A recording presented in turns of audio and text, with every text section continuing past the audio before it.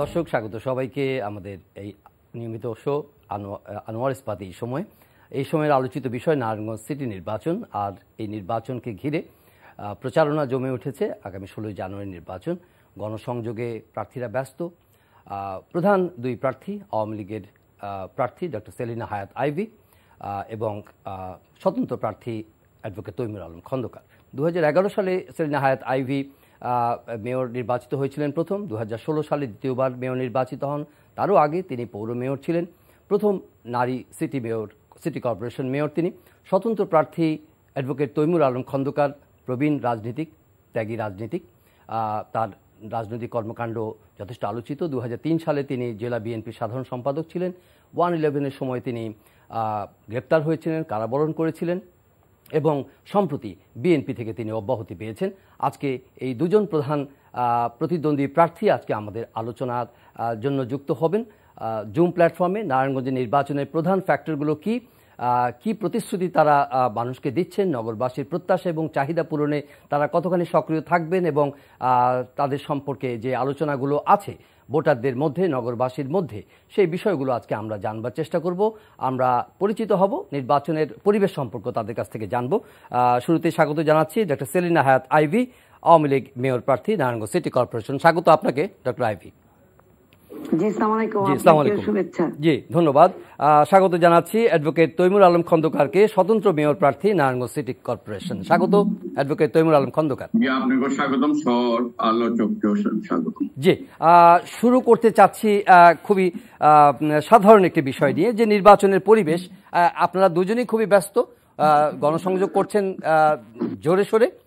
পরিবেশ সম্পর্কে ডক্টর আইভী যদি আপনি শুরু করেন, কেমন দেখছেন পরিবেশ? না, পরিবেশ তো খুব সুন্দর পরিবেশে আমরা দুজন নির্বাচন প্রচারণা চালাচ্ছি। আমি আমার মতো করে চালাচ্ছি, আমাদের প্রার্থী তৈমুর আলম কাকা তার মতো করে চালাচ্ছে। পরিবেশ তো এখন এখানে আমি ওরকম কিছু দেখছি না, যে সুন্দর পরিবেশ, উৎসবমুখর পরিবেশে নির্বাচন হচ্ছে। কোনো টেনশন পাচ্ছেন না? কোনো উত্তেজনা নেই, তেমন কোনো অস্থিরতা নেই?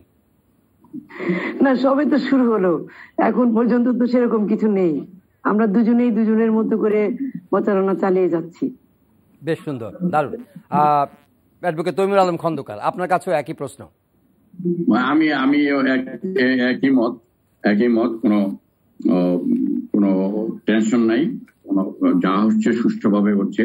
যদি কিছু ব্যতিক্রম হয় সেটা ভবিষ্যতে যদি হয়, সেটা না হওয়া উচিত। আমার পক্ষে আমি বলতে চাই যে একটা উৎসব পরিবেশে শান্তিপূর্ণ অবস্থায় ভোটাররা যেন তাদের ভোটটা কাঙ্ক্ষিত ভোট দিতে পারে, এই অবস্থায় নির্বাচনটা হলে সকলের জন্য এটা মঙ্গল। তো আপনি কি প্রতিশ্রুতি, মানে আপনার যদি এক লাইনে একটা নতুন নগরের নতুন সম্ভাবনা নিয়ে আপনি ভোটে দাঁড়িয়েছেন এবং জনগণের কাছে যাচ্ছেন, কি বলবেন? এটা আমার বক্তব্যটা হলো যে একটা শহর, সিটি বলতে যা বোঝায়, শহর বলতে নগর বলতে যেটা বোঝায়, একটা পরিকল্পিত নগর হওয়া দরকার। পরিকল্পিত নগর বলতে আমি যেটা বুঝি, যেমন ধরেন এই যে ট্রেন অ্যাক্সিডেন্টটা হলো, এই ট্রেন অ্যাক্সিডেন্টটা হওয়ার মূল কারণটা হলো যানজট। এই যানজটের মূল কারণটা হলো ধরেন তিনটা মূল রেল ক্রসিং মেইন রোডের উপরে আছে, আবার আর দুইটা আছে হলো গলাচিপা উপরে দেওয়া একটা উকিলপাড়ার সাইডে। এটা এমন কোন সমস্যা না যেটা বিদেশে আছে, বিভিন্ন জায়গায় আছে, ওভারপাস বা আন্ডারপাস করে এগুলি সমাধান করা যায়। কিন্তু এগুলি সমাধান করার জন্য একটা ব্যাপক একটা মাস্টার প্ল্যানটা অনুযায়ী এই শহরটা পরিকল্পিত উপায়ে করা দরকার। এবং এই শহরটা পরিকল্পিত উপায়ে করতে হলে আপনার অনেক কিছু বিষয় এখানে আলোচনা পর্যালোচনার বিষয় আছে। সেই হিসাবে আমাদের এখন জনসংখ্যা কত, আগামী 100 বছরের জনসংখ্যা কি হতে পারে, ওই পরিকল্পনার টার্গেট করে আমি একটা গণমুখী প্রশাসন করে তোলার জন্য আমি মনে করি সিটি কর্পোরেশনের দায়িত্ব হওয়া উচিত এবং সেভাবে করতে চাই। এটি আমার প্রতিশ্রুতি। জি, ডক্টর আইভী, আপনি 2 মেয়াদে মেয়র, এই যে গণমুখী এবং দীর্ঘমেয়াদী পরিকল্পনা, আপনার অনেক উন্নয়ন কাজ আছে, সেগুলোর কথা আপনি বলবেন। এই যে দীর্ঘমেয়াদী পরিকল্পনার ক্ষেত্রে কোনো ঘাটতি কি আপনার প্রশাসনের সময় বা আপনার সময়কালে কি ছিল কিনা? না, জি না, দীর্ঘমেয়াদী পরিকল্পনা আমাদেরও আছে, কোনো ঘাটতি এখানে নেই। তবে আমাদের প্রার্থী তমিমুল আলম কাকা যে কথাটি বললেন যে শহরের মধ্যে রেল ক্রসিং প্রায় 1, 2, 3, 4টার মতো আছে, সেগুলি সত্যিকার অর্থেই বর্তমানে একটি বিস্ফোরা হয়ে দাঁড়িয়েছে। তবে আমি যেটা বলতে চাচ্ছি সেটা হলো এই যে আপনারা অনেকে হয়তো জানেন যে এমআরটি লাইন যেটা ঢাকাতে হচ্ছে, সেই এমআরটির 2টা লাইন কিন্তু নারায়ণগঞ্জে আসবে, এমআরটি 2, এমআরটি 4। এটা কিন্তু কাজটা অলরেডি সমীক্ষা হয়ে গিয়েছে, টেন্ডারের অপেক্ষায় আছে। এই এমআরটি লাইনগুলি যখন চলে আসবে তখন কিন্তু আর যানজটটা ওইভাবে থাকবে না এবং মানুষ তখন কিন্তু এমআরটিতেই যাবে বেশি। আর একটা হলো যে এই আমাদের কিন্তু নারায়ণগঞ্জে রেল স্টেশন, বাস স্টেশন এবং ট্রেন স্টেশন, এটা আমাদের একটি ঐতিহ্যবাহী অবস্থানে আছে। বহু আমল থেকে, ব্রিটিশ আমল থেকেই একটা এখানে ছিল, 3টা একসাথে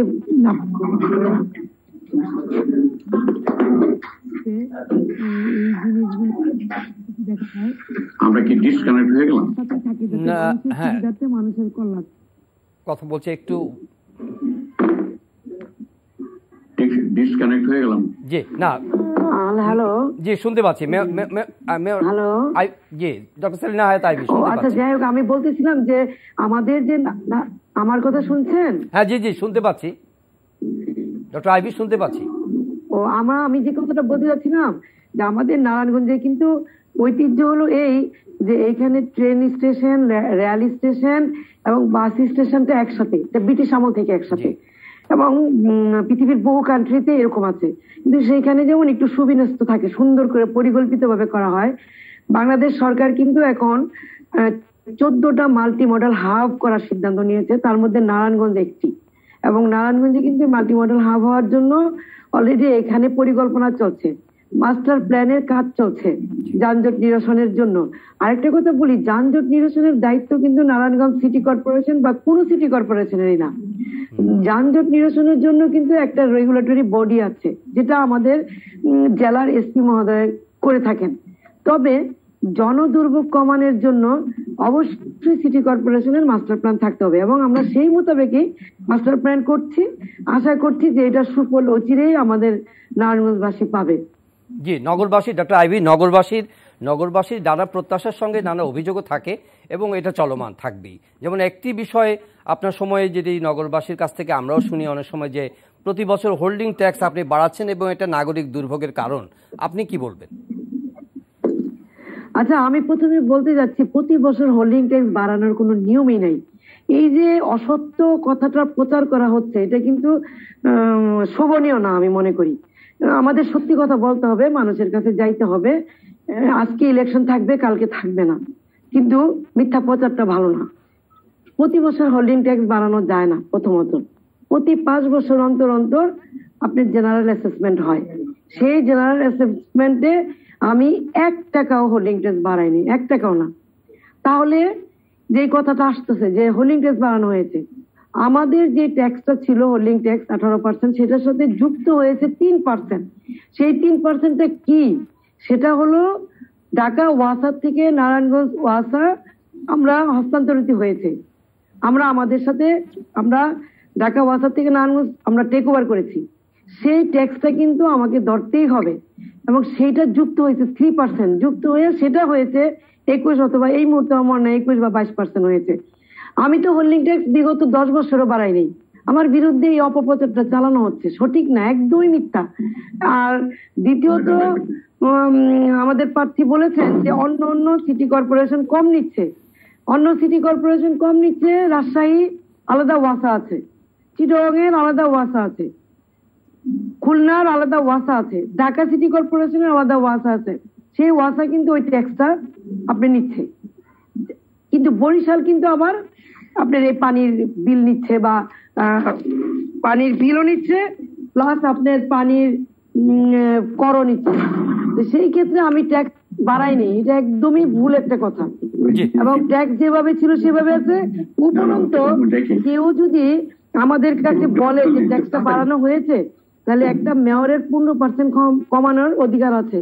সেটা যে কোনো মেয়র 15% কমাতে পারে, এর বেশি সে যেতে পারে না, আইন তাকে পারমিট করে না।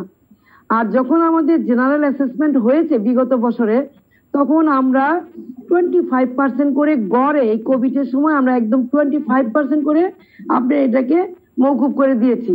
সুতরাং কেন এই কথাটা আসতেছে যে ট্যাক্স বাড়ানো হয়েছে, এটা কিন্তু আমি রিসেন্টলি শুনছি। আমি যদি ট্যাক্স বাড়াতাম তাহলে আমি বলতে চাচ্ছি আমার 13 নম্বর ওয়ার্ডে আমার কাউন্সিলর খুরশেদ আলম খন্দকার, তৈমুর কাকার ছোট ভাই, তাই তার এখান থেকে একটা অভিযোগ কেন আসলো না যে আমি ট্যাক্স বাড়িয়েছি, ট্যাক্স কমিয়ে দেন? এটা ইলেকশনকে সামনে রেখে সুপরিকল্পিত ভাবে আমার বিরুদ্ধে অপপ্রচার করা হচ্ছে। জি, ডক্টর অ্যাডভোকেট তৈমুর খন্দকার, আপনি তো শুনলেন এটা, আপনার নিজের পরিকল্পনা শুরুতে আপনি বললেন যে প্রতিশ্রুতি একটা যানজট মুক্ত বা রেল ক্রসিং এর কথা বললেন। না, এই কথাটা আমার জবাব দিতে হবে। বলেন, আপনি কথাটা বলেন। জি নিশ্চয়ই বলুন। জি, বিষয়টা হলো যে ট্যাক্স বাড়ছে কি বাড়ে নাই, এটা ভালো বলতে পারবে নারায়ণগঞ্জের জনগণ, নারায়ণগঞ্জের ট্যাক্স হোল্ডার। ট্যাক্স যেটা সিটি কর্পোরেশনের কাছে যে ট্যাক্সটা ধার্য করে, এটা গভর্নমেন্টের একটা রেগুলেশন এটা থাকতে পারে, কিন্তু সিটি কর্পোরেশন হলো এটার মূল মালিক। কি পরিমাণ ট্যাক্স ধার্য হবে কি হবে না, এটা মূল সিদ্ধান্ত নেবে সিটি কর্পোরেশন। সরকার এখানে তার নাক গলার স্কোপটা এখানে খুব কম। বিষয়টা হলো যে এই যে পানির ট্যাক্সের কথাটা বলা হয়, একটা চিঠি আমি পাইছি, সেই চিঠিটার মধ্যে দেখা যায় যে সিটি কর্পোরেশন ওয়াসার যে দায় দায়িত্বটা আছে, পানির দায়িত্বটা তারা নিতে চায় না। যদি নিতে না চায় তবে কেন এই ট্যাক্সটা কেন ইম্পোজ করা হচ্ছে? আরেকটা বিষয় যা ভুলে যাব, যে এই বাস স্টেশনের কথা, রেল স্টেশনের কথা, এবং যে BWT এর যে টার্মিনাল ঘাট, নৌপথের কথাটা, এটা ব্রিটিশ আমল থেকে আসে ঠিকই, কিন্তু ব্রিটিশ আমলের যে জনসংখ্যা ছিল, শহরের অবস্থান যা ছিল, এর চেয়ে অনেকাংশে কিন্তু এই শহরটা বৃদ্ধি পেয়েছে। এবং তখন ছিল পৌরসভা। এটা 1876 সালে এই আমাদের পৌরসভাটা ছিল কিন্তু মদনগঞ্জ পৌরসভা, নদীর ওপার। পশ্চিম পাট্টা জড়িত হয় 1876 সালে 8 সেপ্টেম্বর। সেখানে যে জনসংখ্যা ছিল, যে অবস্থানটা ছিল, বর্তমানে কিন্তু সেই জনসংখ্যা সেই অবস্থানটা নাই। এই জন্য যে এই যানজটকে ফেস করার জন্য, এই অবস্থানটাকে ফেস করার জন্য এবং জনগণের চলাচলের সুবিধার জন্য এই বাস স্টেশন বহু আগেই নারায়ণগঞ্জ শহরের বাইরে দিয়ে দেওয়া উচিত ছিল। এবং এটা শুধু আমাদের দেশে, পৃথিবীর সব জায়গায় এই অবস্থা আছে যে শাটেল বাস থাকে শহরের ভিতরে চলার জন্য, কিন্তু মূল যে বাস স্টেশনটা থাকে সেটা থাকতে হয় শহরের বাইরে। এবং রেল স্টেশনের ব্যাপারেও যে শহরের মধ্যে যে রেল স্টেশন যাবে, সেটাও কিন্তু এখন এই সার্ভিসের যায় না, সেটা কিন্তু আন্ডারগ্রাউন্ড অবস্থা। লন্ডনে আপনি দেখবেন যে সেখানে চলে। তেমন অবস্থা আমি মনে করি যে আমাদের সার্বিক অবস্থা, যেটা সার্বিক অবস্থার মধ্যে এই অবস্থাটা নগরবাসীর যে সার্ভিস পাওয়ার কথা না, সেটা হচ্ছে না, স্মুথলি হচ্ছে না। আরেকটা বিষয় আপনার বলতে চাই, যে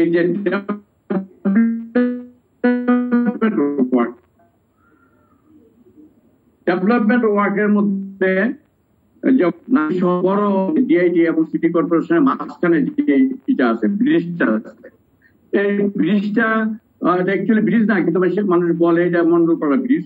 এটা ভাঙ্গা হয়েছে নিশ্চয়ই কোনো কাজের জন্য তারা মনে করছে ভাঙ্গা, কিন্তু এই ভাঙ্গাটা কতদিন থাকবে?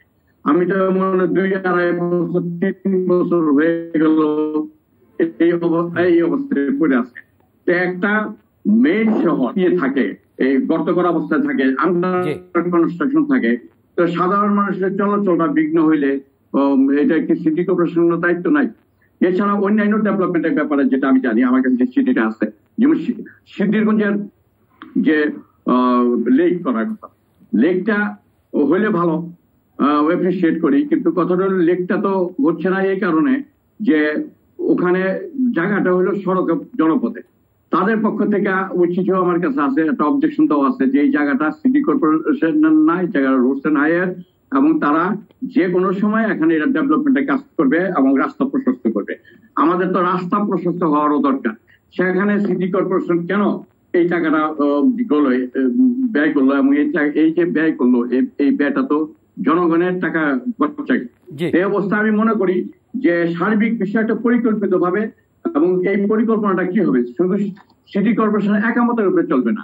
সিটি কর্পোরেশনের যে প্ল্যানটা আছে, এই প্ল্যানটা জনগণের কাছে ছেড়ে দিতে হবে।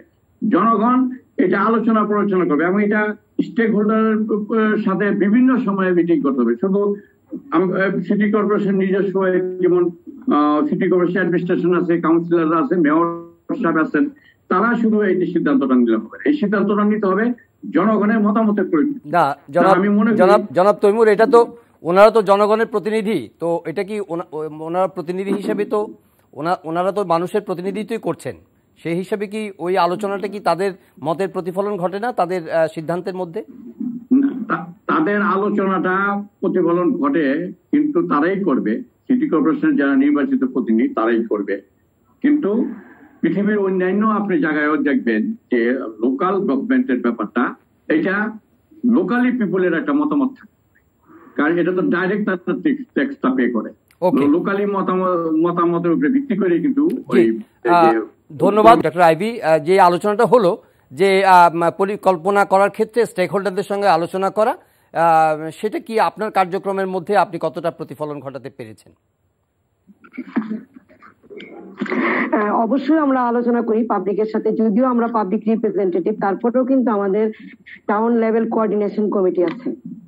আমাদের প্রতি 3 মাস অন্তর অন্তর সেই কমিটির মিটিং হয়, এবং সেখানেও আমরা আলাপ আলোচনা করি। তবে উনি যে অভিযোগটা করলেন সিদ্ধিরগঞ্জ লেক কেন আমি লেক করছি, এটা কেন ভরাট করে রাস্তা করা হলো না, আপনি সবুজায়নের কথা বলবেন, গ্রিন সিটির কথা বলবেন, আর আপনি পানি রাখবেন না, আপনি ওয়াটার বডিকে ভরে রাস্তা করবেন কেন? রাস্তার অপোজিটেই তো প্রচুর জায়গা আছে রোডসেন হাইওয়ে, সেখানে রাস্তা করুক। আমি তো মনে করি যে আমি এই ওয়াটার বডিটাকে সংরক্ষণ করে অত্যন্ত একটা ভালো কাজ করেছি, এবং সেখানে আমি একটা লেক করছি, বিশাল বড় লেক, 5.5 কিলোমিটার লেক। আমি ওইখানে একটা মঞ্চ করেছি, উন্মুক্ত মঞ্চ করেছি, অনেকগুলি ডেক করেছি, মানুষ অসম্ভব খুশি। এবং যেই লেকটা আমি করেছি, খনন করছি বা কাজ আমার চলমান আছে, সেটা শুধু পলিথিন আর ময়লা ছিল। আমি সেগুলিকে আপনার উচ্ছেদ করে এবং পরিষ্কার করে এখন আমি একটা নান্দনিক শহর করতে যাচ্ছি সিদ্ধিরগঞ্জে। আপনি কি জানেন যে অনেক বড় যদি একটা আগুন লাগে, তাহলে ওইখানে কোনো ওয়াটার বডি নাই যে আপনি ওইখান থেকে পানি নিয়ে এই আগুনটা নিভানোর ব্যবস্থা করবেন। তাছাড়া জলাশয় সংরক্ষণ আইন হয়েছে, জলাশয় ভরাট করে কোনো কিছু করা যাবে না। উপরন্তু আমি একটা কথা বলছি, রোডসেন হাইওয়ের মিটিং এ সিদ্ধান্ত হয়েছে একদম হাইস্ট বডিতে, ডিটিসির মিটিং এ মাননীয় মন্ত্রী ওবায়দুল কাদের সাহেব ছিলেন, সেই মিটিং এ রেজুলেশন নেওয়া হয়েছে জলাশয় ভরাট করা যাবে না। এটা নারায়ণগঞ্জ সিটি কর্পোরেশন জলাশয় সংরক্ষণ করবেন, সৌন্দর্য বর্ধন করবেন। রাস্তা যদি সম্প্রসারিত করতে হয় তাহলে রাস্তার অপোজিটে রোডসেন হাইওয়ে প্রচুর জায়গা আছে, সেইখানে রাস্তা সম্প্রসারিত হবে। আমার মনে হয় না আমি কোনো অন্যায় কাজ করেছি, আমার মনে হয় না আমি টাকা নষ্ট করেছি, বরঞ্চ এখানে যদি আরো টাকা লাগে তাহলে সেই টাকাগুলি আরো দিতে হবে মানুষের কল্যাণে। কারণ উন্মুক্ত জায়গা থাকতে হবে, ওয়াটার বডিকে সংরক্ষণ করতে হবে, বিশুদ্ধ বাতাসও মানুষকে দিতে হবে। এটা 1 নম্বর। 2 নম্বর হলো আমরা বাস স্ট্যান্ড শহরের বাইরে নেওয়ার জন্য জমি অ্যাকোয়ারের প্রস্তাব করেছি। অবশ্যই আমরা বাস স্ট্যান্ড শহরের বাইরে নিয়ে যাব, কিন্তু আমরা কিন্তু এর আগেও ট্রাক স্ট্যান্ডও কিন্তু আমরা পঞ্চবটিতে নিয়েছিলাম, তারপরেও কিন্তু ট্রাকগুলি শহরে দাঁড়িয়ে থাকে। শহরের ভিতরে থাকুক আর বাইরে থাকুক, যদি ট্রাফিকের সুস্থ ব্যবস্থাপনা থাকে তাহলে শহরের এইভাবে যানজট থাকে না। আর মাল্টিমোডাল হাব বলতে আমি যেটা বুঝিয়েছি, আপনার পৃথিবীর বহু কান্ট্রিতে ছোট জায়গার মধ্যে অল্প পরিসরে বহুতলা ভবন করা হয়, আন্ডারগ্রাউন্ডে উপরে নিচে করে খুব সুন্দর একটি ডিজাইন করে সুন্দরভাবে ট্রাফিক নিয়ম মেনে সেখানে অনেক কিছু করা যায়, এবং সেটাই বাংলাদেশ সরকার করতে চাচ্ছে। শুধু নারায়ণগঞ্জ না, আপনি জানবেন যে এখন নারায়ণগঞ্জ সহ ঢাকা সহ অনেক জায়গায় এগুলি হচ্ছে। মাস্টার প্ল্যান কিন্তু এই সরকারে প্রচুর নিচ্ছে, এবং সেইভাবেই কিন্তু এই গভর্নমেন্ট এগিয়ে যাচ্ছে। আমরা কিন্তু গভর্নমেন্টের বাইরে না, আমরা স্থানীয় সরকার মন্ত্রণালয়, আমাদেরও কিন্তু সীমাবদ্ধতা আছে। আপনি যা খুশি তাই করে ফেলতে পারবেন না, আবার মানুষের কল্যাণে অনেক কিছু করা যাবে। সুতরাং আমি যেটা করছি বা করছি। জি বলেন। জি, আপনি যেহেতু ওয়াটার বডির কথা বললেন এবং আপনার ওয়াটার রিজার্ভারের প্রয়োজন আছে সেই কথাটি বললেন এবং নেচার সংরক্ষণের কথা বলছেন, সবুজ নারায়ণগঞ্জের কথা বলছেন, তাই না?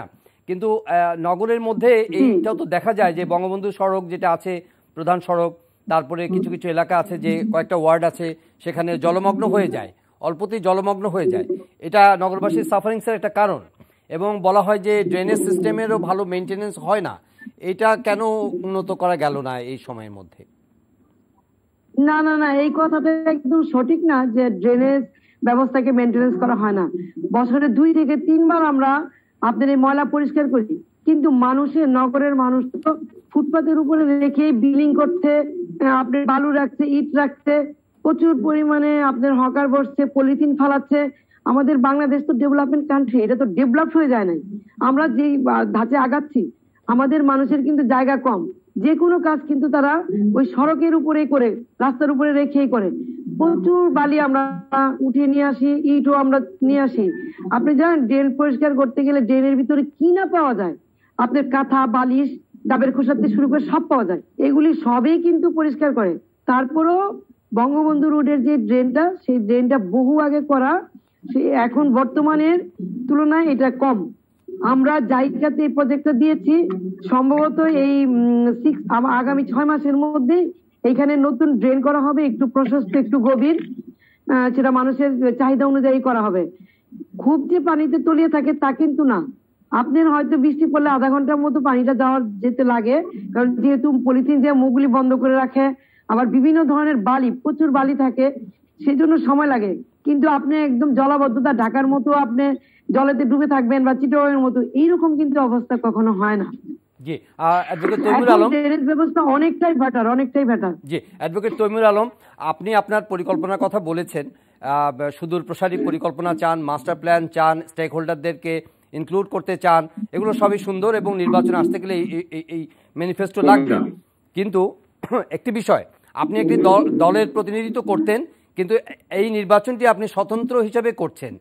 আপনার সম্প্রতি আপনার সম্পর্কে একটি দল সিদ্ধান্ত নিয়েছে, আপনি আবার সেটাকে ওয়েলকাম করেছেন, আলহামদুলিল্লাহ বলেছেন। আপনার কাছে কি মনে হয় যে বিএনপি শুধু তো ম্যানিফেস্টো দিয়ে হবে না, যেহেতু দুই পার্টি লাইনে ভোট হয় বা বিভক্তি আছে, বিভাজন আছে ভোটারদের মধ্যে, আপনি কি বিএনপির সমর্থন শতভাগ পাবেন বলে আশা করছেন কিনা এই নির্বাচনে? অ্যাডভোকেট তৈমুর আলম,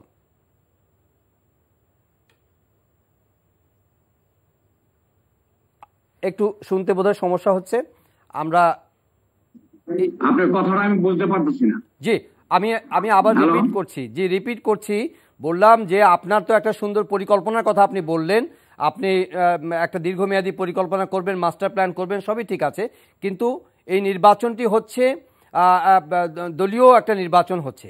তো আপনি স্বতন্ত্র প্রার্থী, আপনি যে দলকে প্রতিনিধিত্ব করতেন তারা আপনাকে অব্যাহতি দিয়েছে, আপনি এটাকে ওয়েলকাম করেছেন, আলহামদুলিল্লাহ বলেছেন। আপনার কি মনে হয় যে আপনি বিএনপি যে প্রতিনিধিত্ব করতেন তাদের শতভাগ সমর্থনে নির্বাচনে পাবেন?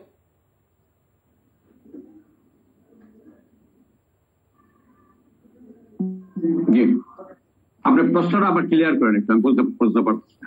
আমি জানতে চাচ্ছি যে আপনি যে দলের সমস্যা, হ্যাঁ শোনা যাচ্ছে কি এখন? এটা কি বাইরে যাব? এখন কি শোনা যাচ্ছে? না, এখন আপনি কথাটা শুনতে পাচ্ছি না। আচ্ছা, আপনি এখানেই থাকুন। আপনি বলতে যাচ্ছি যে একটি দলের প্রতিনিধিত্ব করতেন, আপনি স্বতন্ত্র প্রার্থী, সেই দলটির সমর্থন কি নির্বাচনে পাবেন কিনা পূর্ণ?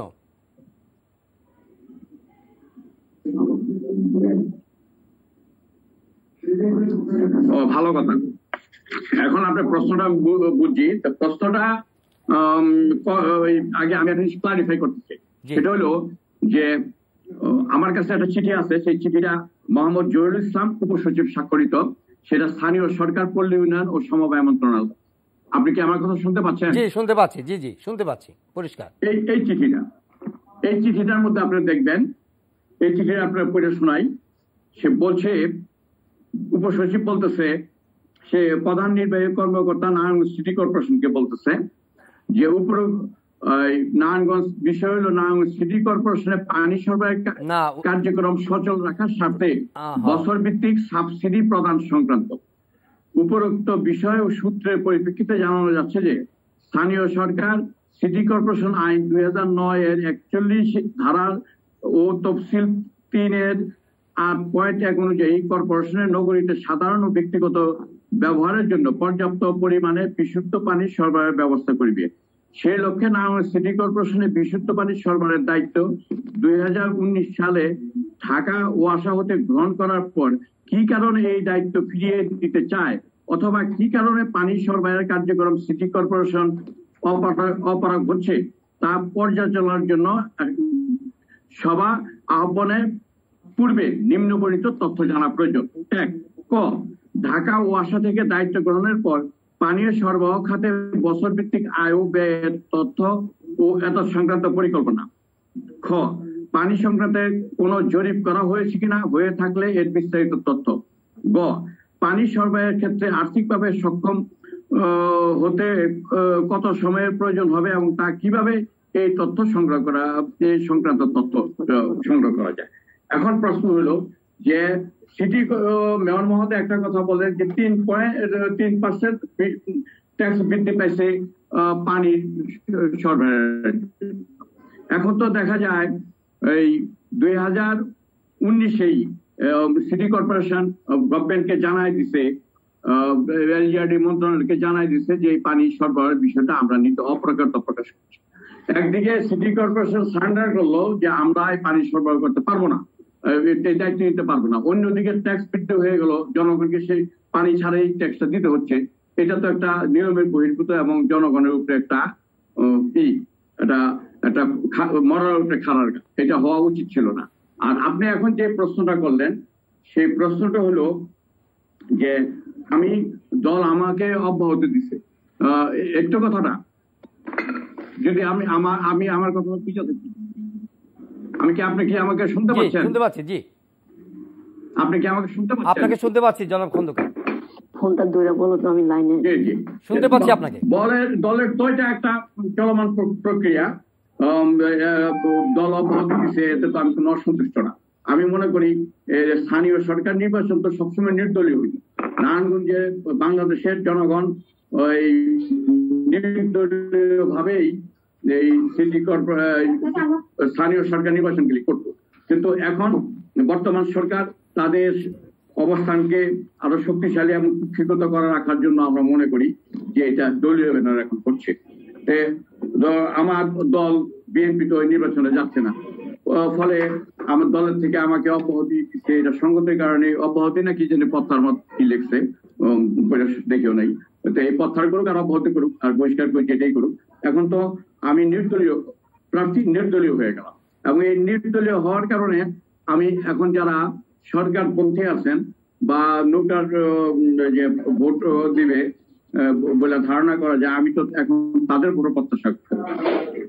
আর আমার যদি আমার চামড়াও যদি মানুষ ছিল আমার দল আমার প্রত্যাহার করুক আর যাই করে, আমার যদি মনে করে যে আমার চামড়া ছিলা শরীরটা হালকা করে দেবে, তারপরে তো মানুষ মনে করবে যে নারায়ণগঞ্জের বিএনপির ব্র্যান্ড হলো তৈমুর আলম খন্দকার। কিন্তু আপনি তো এর আগে জনাব তৈমুর আলম, আপনি তো এর আগে কঠিন ব্যাপার। জি হ্যাঁ, আমি এই তৈমুর আলম খন্দকার গুলি খাইছি, জেল খাচ্ছি, এই আওয়ামী লীগ অফিসে বোমা মামলায় মাইরা যে 22 জন লোক মরলো, শতাধিক লোক আতঙ্ক হইলো, আহত হইলো, সেই মামলা আমি 1 নম্বর আসামি, প্রধান আসামি। সেখানে বলছে খালেদা জিয়া গোলাম আজমের সাথে পরামর্শ করবে।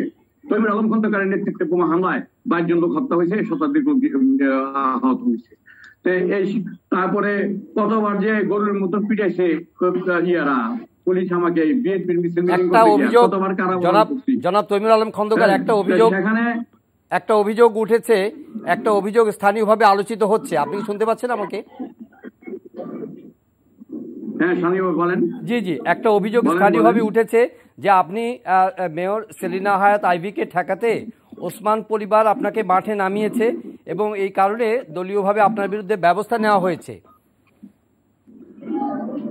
ওসমান পরিবারের তবে কি এই ব্যবস্থা যদি নেওয়া থাকে, তবে আপনার কথা বোঝা যাচ্ছে যে আমার প্রতিদ্বন্দ্বী মেয়রকে নৌকা মার্কাকে জয়যুক্ত করার জন্য আমার দল এই ব্যবস্থা গ্রহণ করেছে। যদি আপনার পরিষ্কার করা দরকার নির্বাচনটা ততটুকু সুন্দর। এখন আমার পক্ষ থেকে আমি আপনার থেকে আশ্বস্ত করতে চাই যে আমার পক্ষ থেকে যে এটা কি বললো যে ব্যানার, আমার পক্ষ থেকে যে বিলবোর্ড বা ফেস্টুন বা পোস্টার, এগুলি যা নির্বাচন কমিশনের যে পরিমাপ আছে সে পরিমাপ অনুযায়ী আমি কোথাও তোরণ করব না যেটা নির্বাচন কমিশনের নাই। কিন্তু প্রতিপক্ষ দেখা যায় যে তাদের গেট আছে, নৌকার বড় বড় ফেস্টিং দিয়ে দেওয়া আছে। এগুলি যদি নির্বাচন কমিশন দেখে এবং প্রার্থী যদি নিজে এগুলি নিয়ন্ত্রণ করে, নিজের মধ্যে নিজে নিয়ন্ত্রণ করে, তবে নির্বাচনটা সুষ্ঠু হবে। ডক্টর আইভি ক্লাবের সামনে দেখলাম, তারপরে বন্দর দেখলাম যে বিরাট গেট করার নিয়ম তো মধ্যে নাই, আচরণবিধিতে নাই। আচরণবিধি আমাদের সকলকে মেনে চলা উচিত। ধন্যবাদ অ্যাডভোকেট খন্দকার। ডক্টর আইভি, আপনি এই প্রশ্নের উত্তর দিবেন, একটু যুক্ত করে দিচ্ছি। সেটি হচ্ছে যে নির্বাচন করতে গেলে তো লেভেল প্লেইং ফিল্ড দরকার এবং সব প্রার্থীর জন্য সমান সুযোগ থাকতে হবে। ইলেকশন কমিশন এটা প্লেজ করেছে। আপনার যে কথাটি বললেন অভিযোগে যে আপনার শোডাউন অথবা আপনার প্রিভিলেজ, যেহেতু আপনি মেয়র ছিলেন, কাজে এই প্রিভিলেজটা কতখানি আপনি কাজে লাগাচ্ছেন, আর পাশাপাশি আপনি প্রশাসনের সঙ্গেও এখনো আপনার বৈঠক হচ্ছে, এই বিষয়টি যদি একটু আপনার অবস্থান থেকে ব্যাখ্যা করেন। ডক্টর আইভি, প্রশাসনের সাথে আমার বৈঠক হচ্ছে মানে আমি ঠিক বুঝতে পারলাম না কথাটা। বৈঠক হচ্ছে মানে আপনার সঙ্গে তাদের ইন্টারাকশন আছে, এরকম আলোচনা হয় আর কি আপনার নির্বাচনী এলাকায়? না, তাহলে প্রশাসনের সাথে তো আমাদের তৃতীয় কাকার সাথেও মিটিং হয়েছে, তা আমার সাথে হইলে কি কোনো সমস্যা? আমি তো কখনো এই পর্যন্ত, আজকেই মাত্র আমার সাথে ডিসিএসপি সাহেবের মিটিং হয়েছে এবং আমি জানি না এটা আমাদের কাকা গিয়েছিল কিনা, আমি বলতে পারবো না। কিন্তু আমি তো কোনো ধরনের সুযোগ সুবিধা কখনো নেই না, আগেও নেই নাই, এখনো নিব না। আর যে গেটের কথা বলা হলো, এই গেটটা আমি দেখি নাই, নদীর ওই পারে আমি এখনো যাইনি। আমি যদি দেখি ওইটা, আমি অবশ্যই ওনার কথাটা আমি শুনলাম, আমি এটা সরাই ফেলার জন্য বলবো। বিএসএস ক্লাবের সামনে হয়েছে কিনা আমি ঠিক জানি না, তবে দেবক আখড়ায় আমি একটা দেখেছি, আমি এটা তাদেরকে বলেছি সরাই নিতে। ওরা ওইখানে মনে 5,000 টাকা জরিমানাও করেছে, কে বা কারা এটা অতি উৎসাহীরা করেছে। আমি তো কোনোদিনও নিয়ম কানুন ভঙ্গ করি না, আমি তো এর আগে 3টা নির্বাচন করেছি, আমি তো সাদামাটা নির্বাচন করি, আমার টাকা পয়সা নাই, আমি একদমই নিজের মতো করে নির্বাচন করি, কখনো তো আমি আইন টাইন ভঙ্গ করি না এবং করার ইচ্ছাও নাই। আর প্রশাসনের সাথে আমার কেন বৈঠক হবে? আমি তো সাধারণ পাবলিকের কাছে দৌড়ে পাচ্ছি না, আমি প্রতিদিন 2টা ওয়ার্ড করে কভার করছি, মানুষের দ্বারে যাচ্ছি। আর আজকে আমি প্রথম, আমাকে ডিসি সাহেব, এসপি সাহেব, তাদের সাথে আমার এই পর্যন্ত ইন্ট্রোডিউশন হয় নাই। ডিসি সাহেব এখানে আসার পরে মানে কথা হয়েছে ফোনে, আমি কোনোদিনও যাই নাই, আজকেই প্রথম আমি গিয়েছি। আমার মনে অপোজিট আমাদের প্রার্থী তৈমুর কাকা হয়তো গিয়েছিল, আমি ঠিক জানি না উনি গিয়েছিলেন কিনা, ওনাকে ডাকার কথা বা উনিও হয়তো যাবেন। আমি কোনোদিন কোনো সুযোগ নেই নাই, ভবিষ্যতে নিব না। আমি আমার ভরসা জনগণ, আমার জনগণ যে রায় দিবে সেটাই আমার সঠিক রায়। আর প্রয়োজন যদি পড়ে তাহলে তো প্রশাসনের সহযোগিতা, কোথাও কোনো সমস্যা হলে সেই সমস্যাটা তো তাদের বলতেই হবে। এবং আমিও তো লেভেল প্লেইং ফিল্ড থাকুক এবং কোথাও কোনো রকমের ঝামেলা হবে না। আমি এর আগেও বিএনপির প্রার্থী অ্যাডভোকেট শাখাওয়াতের সাথে নির্বাচন করেছি, কোনোদিন কোনো সমস্যা হয় নাই। তার পূর্বে আমি শামীম ওসমানের সাথে নির্বাচন করেছি, তখনও কিন্তু কোনো সমস্যা হয় না, বরঞ্চ আমি প্রচন্ড চাপের মুখে ছিলাম তখন, তারপরেও কোনো সমস্যা হয়নি। আমি সবসময় চেষ্টা করি, আমার নেতা কর্মীরাও জানে যে যারা যখন কাজ করে তারা সেই আইনের প্রতি শ্রদ্ধা রেখে কাজ করে। আমি এতটুকু কমিটমেন্ট দিতে পারি যে ভবিষ্যতেও আমরা যে কয়দিন নির্বাচন করব 16 জানুয়ারি পর্যন্ত, আমার তরফ থেকে কোনো রকমের কোনো প্রবলেম হবে না। আমাদের সাথে আমাদের কাকা তো নিজেও জানে আমাদের সাথে একটা সম্পর্ক আছে। 16 তারিখের পরে তো সেটা শেষ হয়ে যাবে না, নির্বাচন শেষ হবে কিন্তু রিলেশন তো শেষ হবে না। সুতরাং আমার তরফ থেকে কোনো ধরনের কোনো অকারেন্স হবে না, কোনো বাড়তি সুবিধাও আমি নিব না। উনি যতটুকু, বরঞ্চ উনি বিরোধী দল হিসেবে যতটুকু সুবিধা ওনার নেওয়ার উনি নেক, আমি আমার মতো করে পাবলিকের কাছে যাব। আমি এতটুকু কথা ওনাকে দিতে পারি। প্রতিশ্রুতি আমরা আপনার কথা শুনলাম। শেষ বক্তব্য অ্যাডভোকেট তৈমুর খন্দকার যুক্ত করতে চান যদি? আমি কিন্তু 2011 সালে আপনাদের সঙ্গে আরেকজন প্রার্থী ছিল, 3 জনের ইন্টারভিউ করেছিলাম নারায়ণগঞ্জে গিয়ে, আপনাদের মনে আছে নিশ্চয়ই। অ্যাডভোকেট তৈমুর আলম খন্দকার, আপনার শেষ মিনিটে আপনার ভোটার এবং সামগ্রিক পরিস্থিতি নিয়ে যদি আপনি কিছু যোগ করতে চান, আমরা অনুষ্ঠান শেষ করব। আল্লাহ পাক আমাকে বহু প্রতিষ্ঠান চালানোর জন্য আল্লাহ পাক আমাকে সুযোগ দিয়েছে এখন আমার এই সুযোগ এবং অভিজ্ঞতার আলোকে আমি নারায়ণগঞ্জবাসীর জন্য কিছু সেবা করতে চাই। কারণ আমি নারায়ণগঞ্জের দীর্ঘ 50 বছর যাবৎ এই সাধারণ মানুষের সাথে মানুষের অধিকার আদায়ের জন্য বিভিন্ন শিক্ষা প্রতিষ্ঠান করার জন্য, নিরক্ষরতা দূরীকরণ আন্দোলন করার জন্য যৌতুক প্রথা আইনটা আমার হাতে আমি তৎকালীন রাষ্ট্রপতির হাতে আমি ফেলে দিচ্ছি। এইসব কাজ করার অভিজ্ঞতার আলোকে আমি মানুষের জন্য, গণমানুষের জন্য কাজ করতে চাই। আমার দৃঢ় বিশ্বাস গণমানুষ পরিবর্তনের লক্ষ্যে আমাকে এবার সুযোগ দিবেন মানুষের সেবা করার জন্য। অ্যাডভোকেট তৈমুর আলম খন্দকার, অসংখ্য ধন্যবাদ আপনাকে। ডক্টর সেলিনা হায়াৎ আইভী, আপনাকে অসংখ্য ধন্যবাদ। আপনাদের দুজনের কমিটমেন্ট, আপনাদের দুজনের ভবিষ্যৎ পরিকল্পনা। আমাকে সুযোগ দিলেন না বলতে আমার জনগণকে।